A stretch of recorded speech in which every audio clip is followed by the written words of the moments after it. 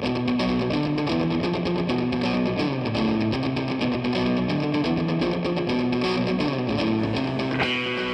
Pod, Episode 859, Pen Pal, Part 2 of 2, by Grant Canterbury.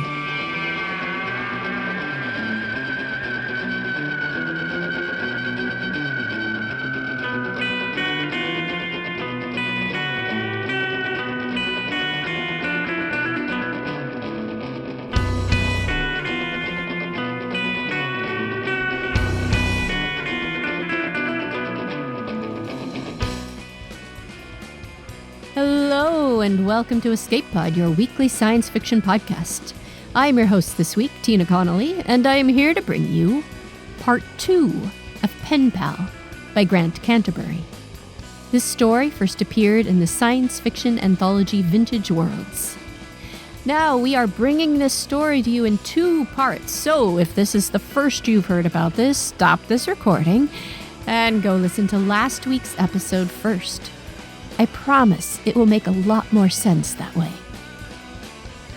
Grant Canterbury is a naturalist and writer who grew up exploring the wild landscapes of Alaska and the American West and reading stories about speculative worlds of science fiction and fantasy. His stories have been published in science fiction anthologies Vintage Worlds, Merrigan Tales, and After Oil 2: The Years of Crisis. He lives in the Pacific Northwest. See canterburia.blogspot.com for irregular commentary and project updates. Your narrators this week are, in order of appearance, Kitty Sarkozy and Rachel Lackey. Kitty is reading the part of Mary, and Rachel is reading the part of Fu. Kitty Sarkozy is a speculative fiction writer, actor, and robot girlfriend. Kitty is an alumnus of Superstars Writing Seminar, a member of the Apex Writers Group and the Horror Writers Association. Several large cats allow her to live with them in Marietta, Georgia. She enjoys tending the extensive gardens where she hides the bodies. For a list of her publications, acting credits, or to engage her services on your next project, go to kittysarkozy.com. Rachel Lackey plays Mrs. Humble and Penny in the comedy audio series Quiet and Bold, and is a regular reader for Strange Studies of Strange Stories, the H.P. Lovecraft literary podcast. Since you enjoy short audio fiction, make sure to check out her narration of Cool Air. Rachel is also one of the hosts of Rachel Watches Star Trek. Chris loves Star Trek. Rachel had never watched it until 2017, when that podcast began. This is a podcast where Rachel and Chris rate each episode of Star Trek from the original pilot onwards, getting her outsider's perspective on one of the most influential sci-fi shows of all time. And you can also listen to Rachel's reading of The Woman Out of the Attic, recently on Pseudopod. Your audio producer this week is Adam Perrott. This story has a couple instances of swearing.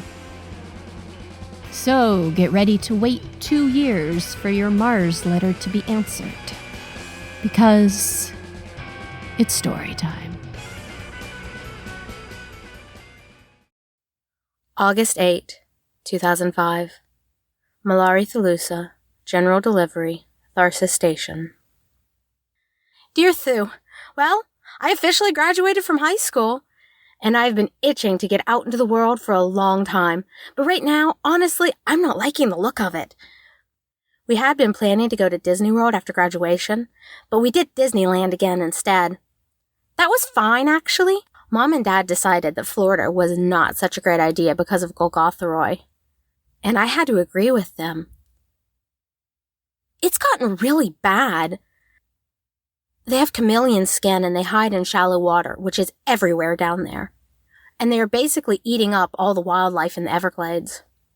And also people. And especially folks who used to own skipperjacks, it seems. Apparently, the deep, soulful looks that made them popular at pet stores were more like, imprinting on future prey. And their big raspy tentacles also work okay at opening doors in the middle of the night. There are like thousands of people who have disappeared. Oh yeah, they made it illegal to own skipperjacks, of course. And so a bunch of pet stores, crooked or dumb, went and dumped theirs in the nearest creek. Christ. Rob is freaking out about it because that one skipperjack stared at him when he was a kid, and now he is having nightmares about it coming back and grabbing him out of his bed. Logically, we are pretty safe here because although Lord knows Oregon gets its share of rain, it is really too cold for Venus critters in the winter and too dry in the summer. But I'm a little freaked out too, to tell the truth. And everyone is all alien invasion. And then there's this Mars pox insanity, which I'm so upset. Right. Just tell it. In Hawaii, Mr. Renard got sicker and sicker, and no one could figure it out. And then about the same time, there started showing up more cases various places around the world. Some in places where Trapani had traveled, and the doctors eventually found a new virus that they all had in common. And they made Trapani get tested for it. And he wasn't sick, but the virus was in him also. And the talk shows and the newspapers called it Mars pox. And then he was just another Typhoid Mary. And it was the War of the Worlds in reverse. And we have to quarantine the Martians. And anyone who has ever met one and the whole damn planet needed to be nuked just in case. I am sorry, but people are being crazy down here, and I guess you had best know about it. Mr. Renard died. People are still dying. No one has been cured yet. And they were trying to bring Trapani into medical isolation, and he was not even feeling sick, and he just wanted to stay up on Mauna Lea and grieve in some place that looked a little like home. And someone got through with a gun into the hospital, and Trapani was killed. I cried all night when I heard about it. We're not all like that. I don't think we are. No one seems like they're able to wait to find out the goddamn facts before jumping to conclusions. And the whole Mars pox thing was stupid, because it's not even from Mars, and the pox is not a pox. It's Kaposi sarcoma. And now they're finding variations of the virus in great apes in Africa and human cases going back 40 years in the Congo that no one recognized, because who gives a damn about medical care in Africa? Probably Trapani and Mr. Renard picked it up in Haiti, and it is sexually transmitted. And then they're all, oh my god, the faggot alien. As if it was a big surprise that Trapani and Mr. Renard were gay. I mean, even I knew that, and I was right in the top 10 clueless 8th graders. But half the people you meet still think it's a freaking plague from Mars, and you can't even tell them anything. And don't get me started on the Bachman guy. There are maybe 5 or 6 Martians on the planet? So it is super easy to gang up on them. Grr. This has not been a good year. On the plus side, Kevin and I have been dating for about 8 months now, and I think things are going pretty well. We started going out after he broke up with Tina. Actually, not quite that clean. A little bit before also. I admit, it kind of put the ice on that friendship. I did get an earful from Tina about how much of a sneak and a spoiled bitch I was, but I believe I gave as good as I got. She was not that big of a loss, trust me. Kevin has been really sweet, which is nice since this has been a tough year, as see above. Next month I'm going to Minnesota for college, but I will still come home every few months, and I will get my mail forwarded. Plus, I'm not sure if I'll be keeping the same address 2 years from now, so you might as well still write to the Oregon address. I hope I will be a happier correspondent next time. Your friend, Mary.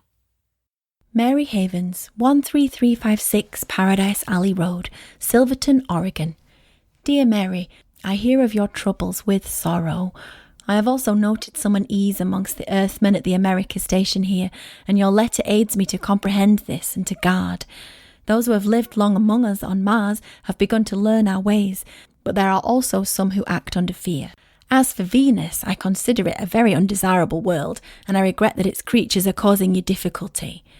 And I also regret to hear of Trapindi's fate. Far from Mars, but at least I judge he followed the path as he wished, to find Earth and Jean Renard for a while, and I find what I can write to be inadequate to your true need at this moment, but do know I wish you well. I will tell of a recent incident. My father and I were patrolling the bounds of our holding when my Pindi came to us across the crest of a dune, and she sang, "The fire you built dies low, the coals flicker between grey and red," which I could not quite interpret but made me uneasy. And following her, we soon came to a man sprawled in the sand at a dune's base, marking the end of a line of footprints that was being quickly erased by the wind. He was of earth, but in clothing I did not recognise, and I could not read the words upon his coat. We spoke to him and put water in his mouth, but his eyes moved over us without seeing, and he only muttered words we did not comprehend. We were about to bring him to the America station when we heard heavy padded footfalls, and a rider came around the height of the dune upon a Trymere. These are like Palondi, but taller, swift striding, and possessed of a hooked beak and fierce temperament. And the rider was cloaked in red, and his lance was lowered toward us, and he reined up and observed us from the height. "I have tracked this man for 2 days." My father said, "And who is he that you track him?" "No one to you." "No one yet. And who are you?" He was silent, but the Trymere began picking its way down the dune slope toward us, one large taloned foot after another. Behind me, my Pindi burrowed backward into the slip face of a dune with rapidity and hid all but her eyes. "That cloak is from Tan Talan. Do your people make quarrel with the earth folk?" "On the contrary, they sent me to fetch this one. He is one of their thralls that has fled." "He is ill of exposure."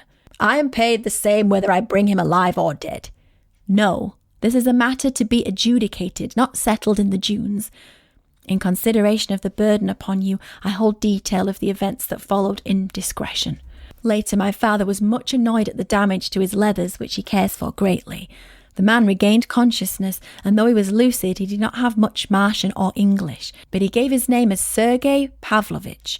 He is an engineer, and he was treated poorly by the Soviets, so he chose to attempt escape, which was perhaps unwise, because he did not have map or sand gear, but he felt strongly to do so. On further consideration, we have chosen not to bring him to the America station, though it is closer, but rather to the Japanese, for we did not wish to cause further difficulty under the state of feud between America and Soviet. We have heard nothing more from the region of Tan Talan, which is unusual. I am reminded to say that I am also well and uninjured. I hope that you have been well this year, and I wish you all joy that you and Kevin may find together, for you are deserving of it. Your friend, Thu. September 29th, 2007, Malari Thalusa, General Delivery, Tharsis Station. Dear Thu, school is getting tough again, so I'm taking a break and writing to you. It has not been so great here. I had a good summer with Kevin back home, but he was not able to transfer schools like we were hoping, and he's going back to California for another semester, and I miss him. And after I wrote to you last, they made the rest of the Martians who were on Earth get on a rocket for Mars. And they're all gone now. I can tell you about last spring, I guess. It's a good thing I didn't write about it then, because I was ready to spit nails at the time. And I'm still pretty damn mad. I really hate to say this, but I don't have your Pundi feather anymore. And I guess I should have seen it coming, but I didn't take it seriously enough. I was not there when it happened because I was at school. My brother was home on leave. He joined the Interplanetary Signal Corps. And he answered the front door. And there were a few official-looking plainclothes guys, so he let them in to talk. And it turns out that they were there to look into PAM cases. That is possession of alien materials, which, because there's now a bullshit law that you have to report on anything you ever get from off-planet and have it registered, it would make more sense to concentrate on keeping the Golgothroi out of Louisiana, rather than going after random knickknacks on the walls of teenage girls. But we have zero tolerance now. So yeah. I had been actually debating whether to register it, but it didn't seem that urgent. Apparently Rob says, "I don't think we have anything except that Martian feather of my sister's," which I had, in a nice little frame in my bedroom. And they up and take it away, plastic bagged, and evidently a dead cert to be incinerated, because it is from an animal. And they were all pleased that they had saved Oregon from the latest Martian zombie dragon Godzilla that it was certain to become. Also, there was talk about bringing charges for failure to register, and my dad had to hire a lawyer, and it worked out okay, but it was expensive and ridiculous. This was while I was in the middle of finals last spring, and the call came in for me from home on the payphone from the dorm, and Rob was saying he would make it up to me. Like, how could he ever? But also, like, maybe it's just as well. We don't really know what the risks could be. And I started screaming at him, and the other girls in the dorm were coming over and kind of peeking in the little window in the phone booth to check on me. I basically did not speak to him for the whole summer while I was at home.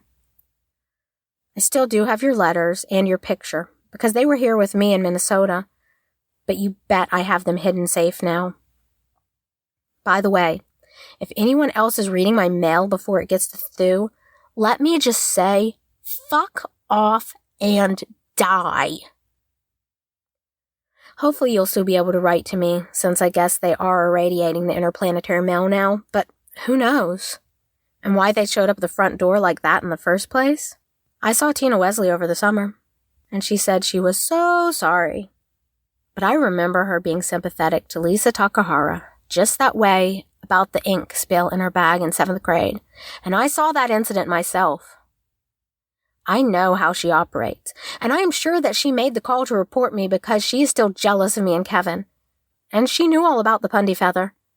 And she was probably peeking over from her front yard when they came to our place. Hope she's happy, bitch. Later, October 2nd. Something completely different. I just now got a call and my dad said, "Mary, turn on the TV." On the screen, there were big crowds of people, and some dancing in the streets, and crowd sounds and singing. And I didn't know what I was looking at because they had not put up any text, and one guy was limbering up with a sledgehammer and taking a swing at concrete, and then the newscaster said something about the scene in East Berlin, and I realized that was the Berlin Wall, and the people were climbing on it and jumping off and starting to bring it down. Holy shit! That wall has been there between NATO and the Soviets since before I was born. Actually, since before my parents were born. It's like, imagine seeing Phobos suddenly come down out of the sky. As unexpected as that. And it's all peaceful. I'm just looking at a big party in Berlin, and there is no east and no west. I keep feeling tears come down my face, and I don't know how or why. I must have been holding inside so many. Does a Cold War just melt one day, when spring finally comes? Later, October 10. Oh, Thu. I spoke way too soon. You would have known better. If you see Phobos fall, the first thing you wonder is who will get hit. The third day after the wall started coming down, a bunch of Russian tanks came into East Berlin. And there was a big crowd of people who got shot at the Brandenburg Gate. Very horrible. Some of it was on TV. Like 71 in Prague all over again, but worse. Everyone was in shock, but really not surprised. And then another tank division came in and started shooting at the first one. And Berlin really was a war zone. And it's just been getting worse since then. We are not hearing a whole lot, but there is street fighting going on in Warsaw and Budapest and Moscow. And just now I heard there was a battlefield nuke used on a demonstration in Prague. We don't know who's winning and what the sides are really. There are these NATO alerts, and even here I've been seeing fighter jets patrol overhead, which is really out of the normal, because I don't think there even are any Air Force bases in Minnesota. There's still a while in the launch window, but I think I'd better get this sent off while we still have rockets going.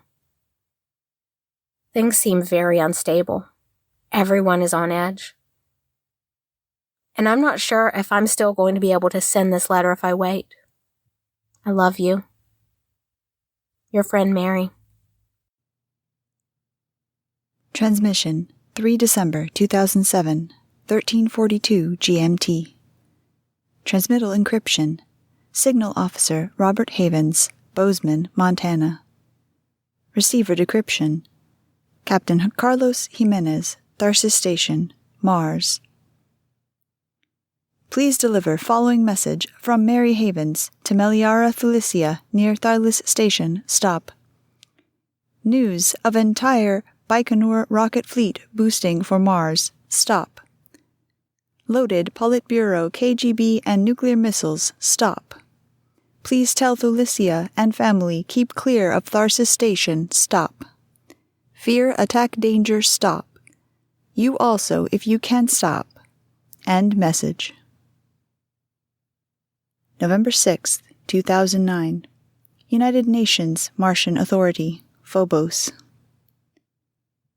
Please distribute as needed for notification and general delivery to Meliara Thulicia, last known residents in vicinity of United States Tharsis Station, current residents unknown. Thu, please just let me know if you're okay. I am fine here. Plenty is happening, but I am fine. I am really worried about you. Mail will still find me at 13356 Paradise Alley Road, Silverton, Oregon. Your friend, Mary. Monsieur le Préfet, je vous offre ma faveur pour la jeu. S'il vous plaît, envoyez ce message aux États-Unis. Envoyez-le à cette adresse postale. Mary Havens, 13356 Paradise Alley Road, Silverton, Oregon. Meliari.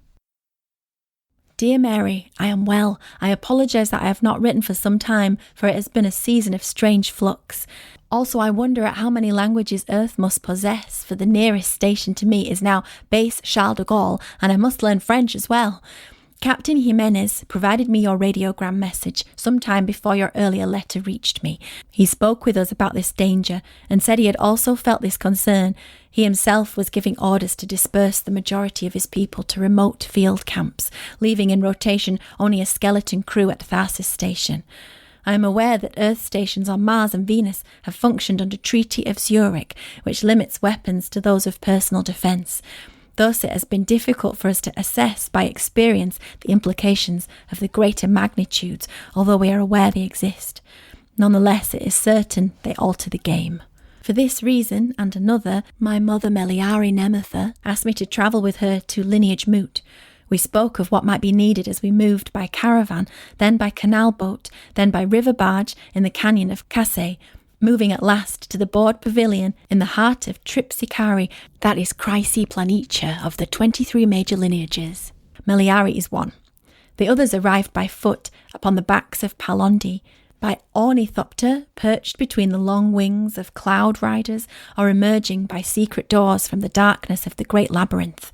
They took their places around the dais, and in the wings of the pavilion the representatives of the minor lineages, the affinities, the adjuncts, and the scholars whispered and made their notes and drank chula wine and wrangled for favour. In the opening statements, my mother spoke of the turmoil among the Warsaw Pact and the impending violation of Treaty of Zurich, and urged preparation and unity. This she did not immediately find, for Tuprexi lineage and its allies considered themselves secure in the worldwide windings of the great labyrinth, and Ombra lineage advocated withdrawal and contemplation, and Peleucin lineage considered the mere introduction of debate over issues of Terran policies to be a discredit to the purity of the game, and Ziphiona lineages, as well as some others, had engaged upon individual arrangements with the Soviets that they would not break. The question was placed under settlement of Tanj.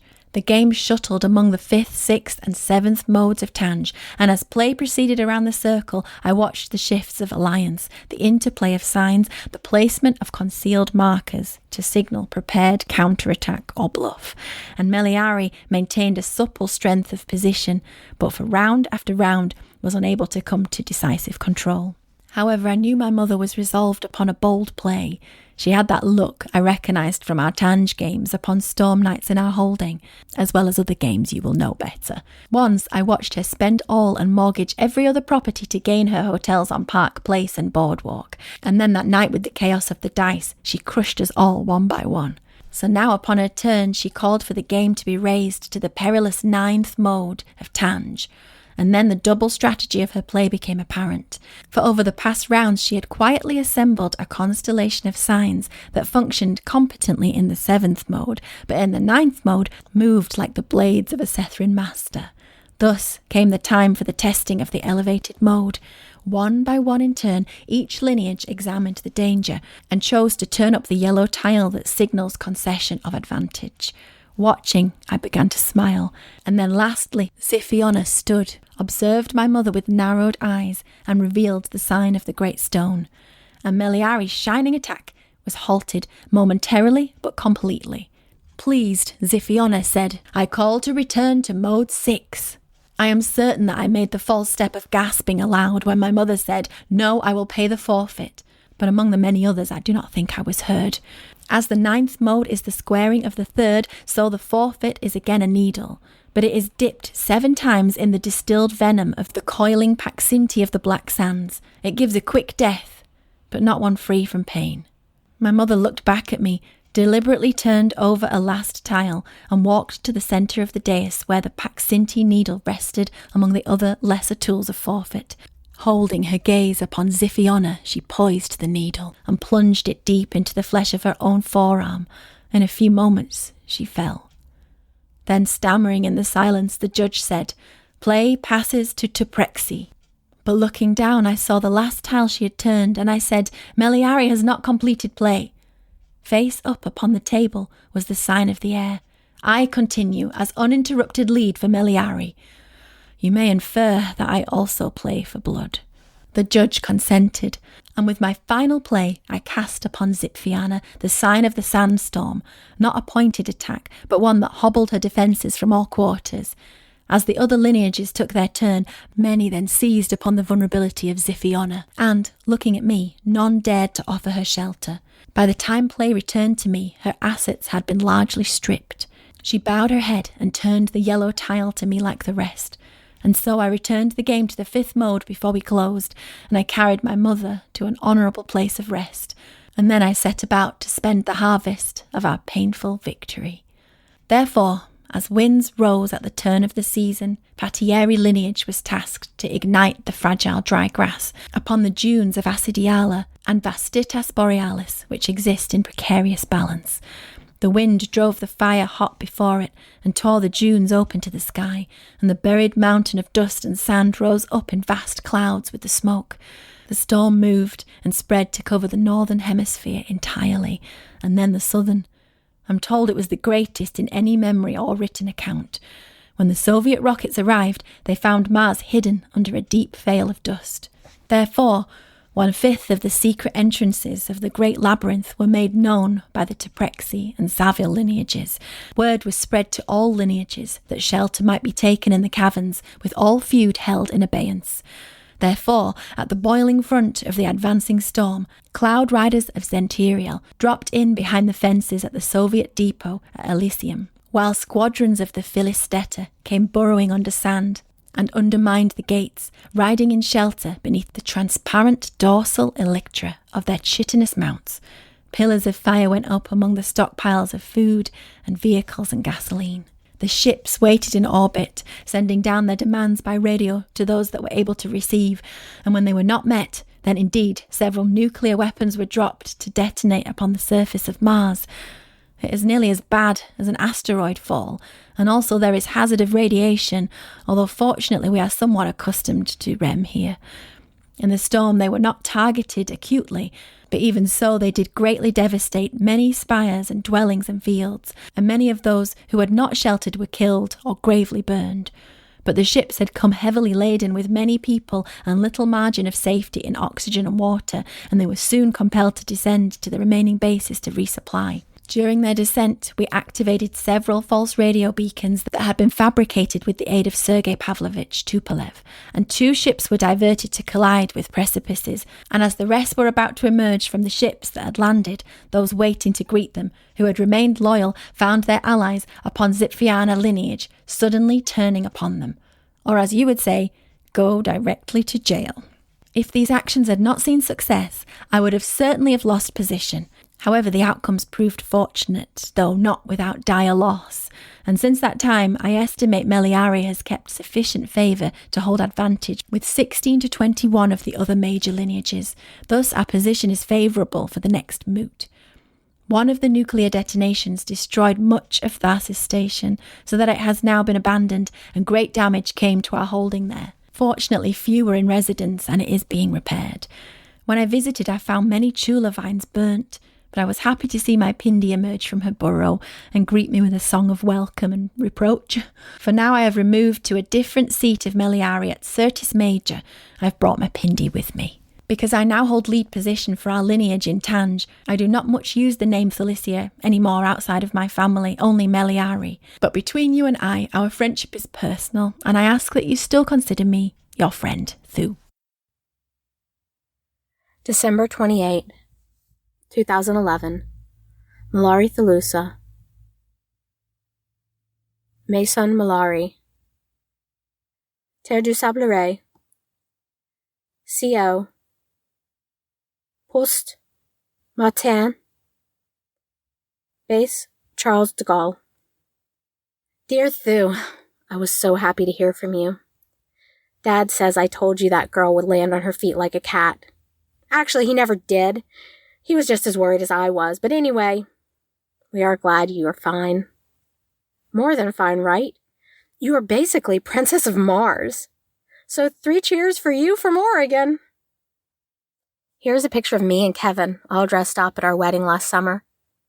We were back behind the Gordon house in this picture. And I'm a little distracted because acorn woodpeckers are being goofy right behind the photographer. But I think I look okay, and Kevin definitely does. I took his name, so my name is Mary Wynn now. But it's still the same me. I look pretty much like this photo, except quite a bit more casual. Plus, I'm about 5 months pregnant now, so I'm basically carrying around a bowling ball in my belly all the time, and I bump into things because my center of gravity is not where I think it's supposed to be.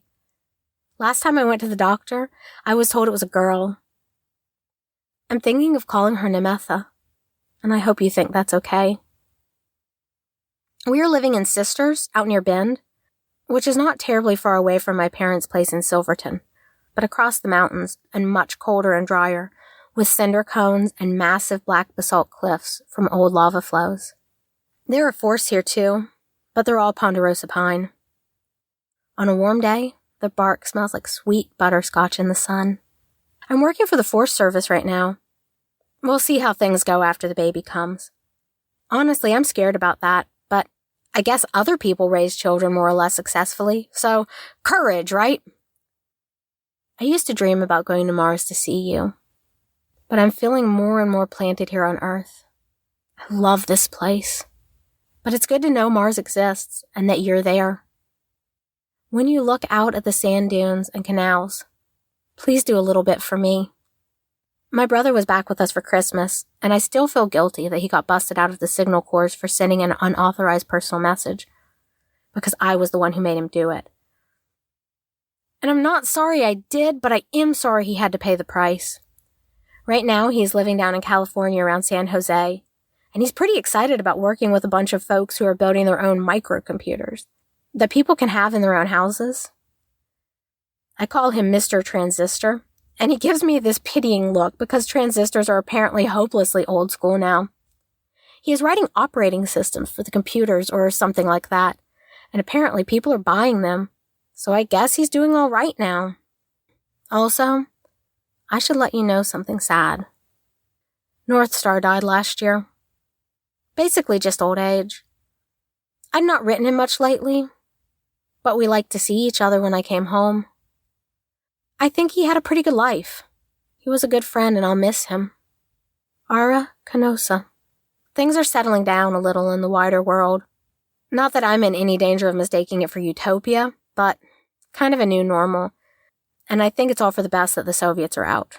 Even though in Eastern Europe, all the quarrels that no one was allowed to fight over in the past 70 years are all coming out at once, and it is pretty nasty. The Golgothroi are in Texas, and now Bangladesh. But they have found some Venusian parasitic wasps that look promising for keeping them down, so that's worth a try, right? Nothing can go wrong this time. Knock on wood. They are letting some Martians come back to Earth, and not freaking out so much over some petty items of alien materials. So, I guess at some point you could come visit. although I wouldn't recommend it until the average person learns to be less of a jerk. And that may take a while. All best wishes from your friend, Mary. Mary Wynne, 953 South Elm Street, Sisters, Oregon. Dear Mary, I offer my congratulations to you on your marriage, and I hope your daughter was born healthy and without difficulty. I am honoured to hear of her having the name Nemetha. I know that my mother would also have been pleased to have her name extended upon Aretielbra, and I am aware that my current position is due in greater measure to her skill at Tange than to my own. I have not married, although indeed other lineages have often made known to me eligible mates, and on several occasions I have felt distinct inclination in my heart, but at the current stage, holding open the potential for an alliance with Meliari seems of greater benefit than any one alliance in actuality. This, I judge, will prove better as a gambit in the mid-game. Because you now live in a more dry climate, I have considered a gift. Recently I spoke with Captain Jimenez, who is retiring from service and returning to New Mexico on Earth. Along with this letter, he has agreed to convey my gift to you with all care, and with his aid and certain points of favour in Tange, I have obtained the permissions of your government. My Pindi has consented to give me her last egg.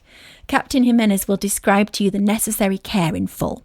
The Pindi should have a cool, dry, sandy place that is sheltered if it rains, and it is important that you must sing to the Pindi each day. This permission was made strictly contingent on sending only one, for reasons that I well comprehend. However, in confidence between us, I feel I should make you aware that parthenogenesis is not unknown.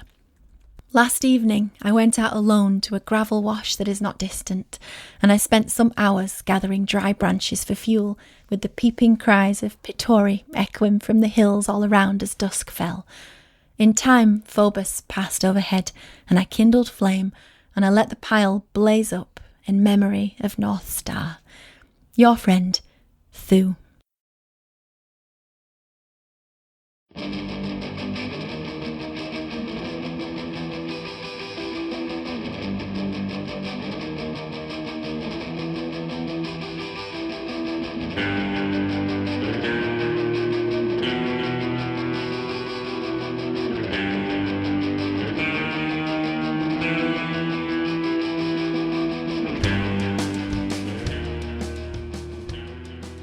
And we're back, and again, that was the closing section of Pen Pal by Grant Canterbury, with the part of Mary read by Kitty Sarkozy, and the part of Thu read by Rachel Lackey.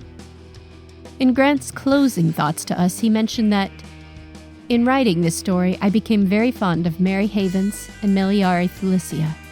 I hope that you will enjoy their company as well. And I am here to say that I too became very fond of the pair.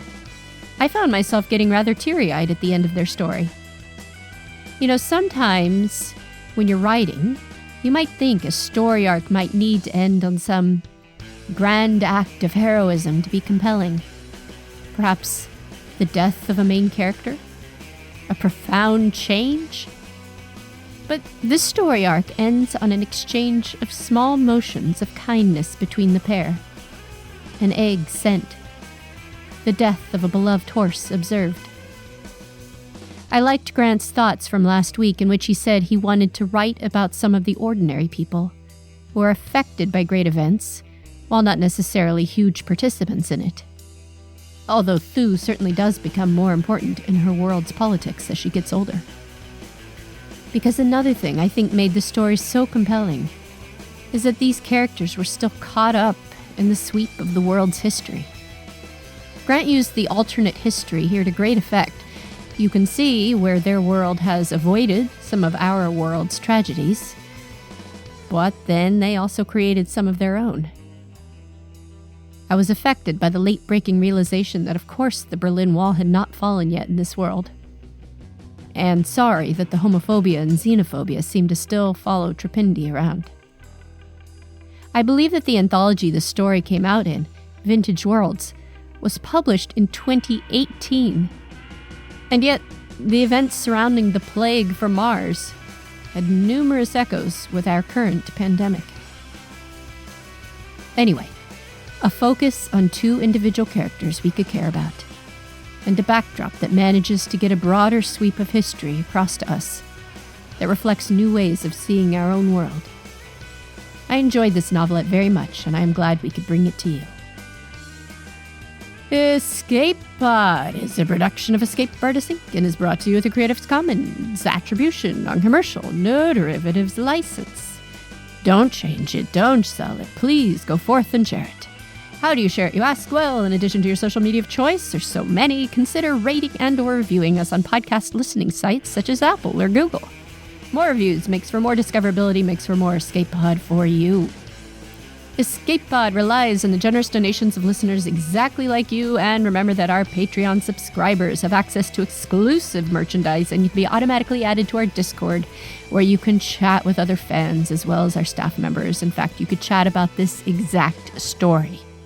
So, if you enjoyed our story this week, then consider going to escapepod.org or patreon.com/EApodcasts and casting your vote for more stories that set up a lasting friendship.